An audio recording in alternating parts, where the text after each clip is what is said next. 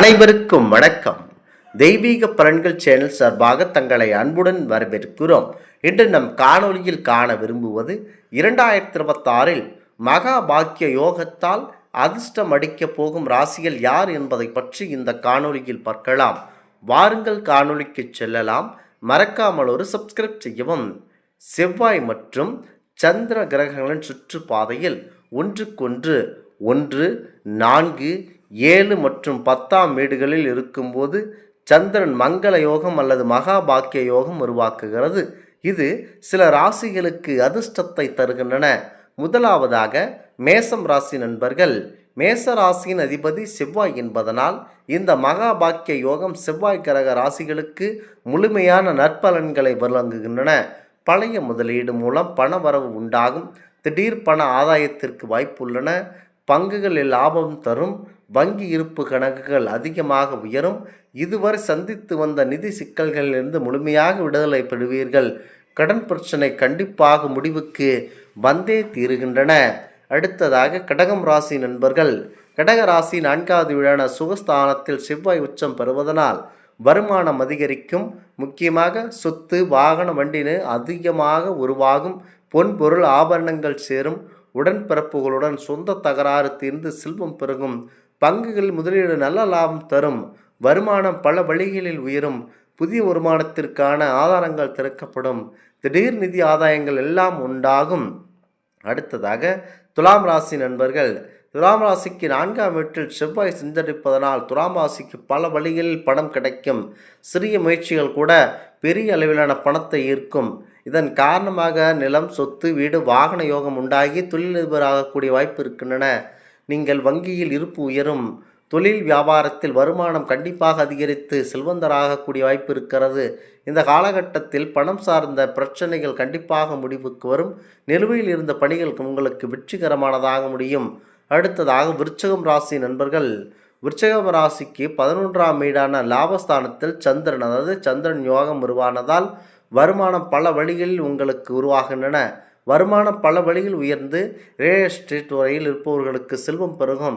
சொத்து தகராறுகள் சாதகமான முடிவுக்கு வரும். விற்க முடியாமல் இருந்து வந்த சொத்துக்கள் நல்ல விலைக்கு விற்பனையாகும். பங்குகள் நல்ல லாபம் தரும். அசையா சொத்துக்கள், அசையும் சொத்துக்கள் அனைத்தும் உங்களுக்கு நல்லதாக நடைபெறும். நிலம் மற்றும் மனை வாங்கும் யோகம் அதிகமாக இருக்கின்றன. அடுத்ததாக தனுசு ராசி நண்பர்கள். தனுசு ராசியின் தலஸ்தானத்தில் செவ்வாய் உச்சம் பெறுவதனால் பணம் சம்பாதிப்பதில் ஆர்வம் காட்டுவீர்கள்.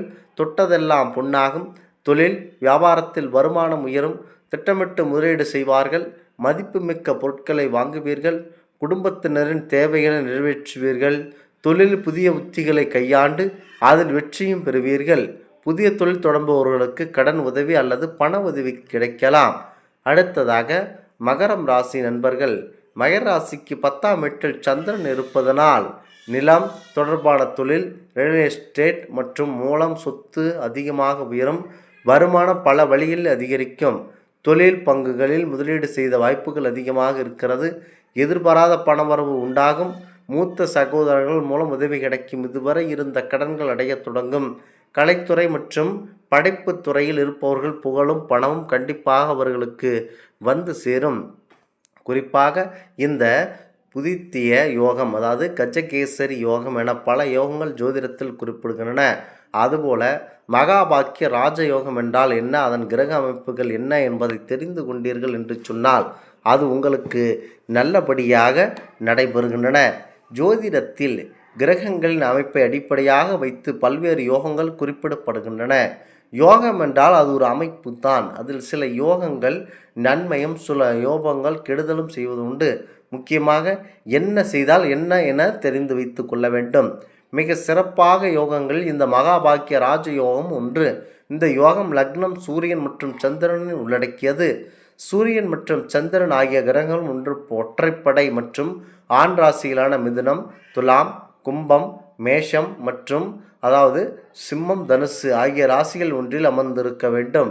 மேலும் அந்த ராசியில் ஒன்று அவரின் ராசி லக்னமாக அமைந்து பகல் நேரத்தில் பிறக்கக்கூடிய ஆணுக்கு இந்த யோகம் கண்டிப்பாக அமையும். மேலே சொன்னதை போல சூரியன் மற்றும் சந்திரன் இரட்டைப்படை ராசிகளில் மற்றும் பெண் ராசியான ரிஷபம், கன்னி, மகரம் ஆகிய 3 பூமி ராசிகள் மற்றும் கடகம், விருச்சகம், மீனம் ஆகிய நீர் ராசிகளில் அமைந்து மற்றும் இவற்றில் 1 லக்னமான அமையப்பெற்று இரவு நேரத்தில் பிறக்கக்கூடிய பெண் குழந்தைக்கு மகா பாக்கிய யோகம் உண்டாகும்.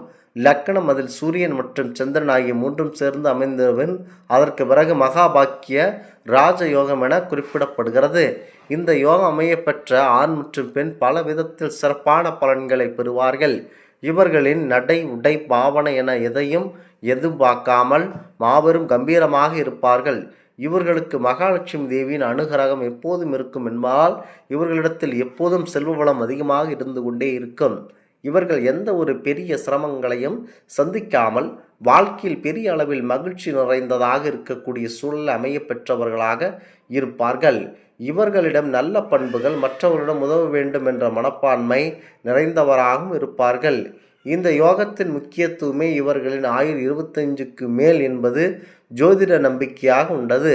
ஜாதகத்தில் ஜென்ம லக்கணம் சூரியன் மற்றும் சந்திரன் அசுப கிரகங்களுடன் சேர்ந்து அமர்ந்திருக்கும் போது சுப பலன்கள் கிடைக்காது.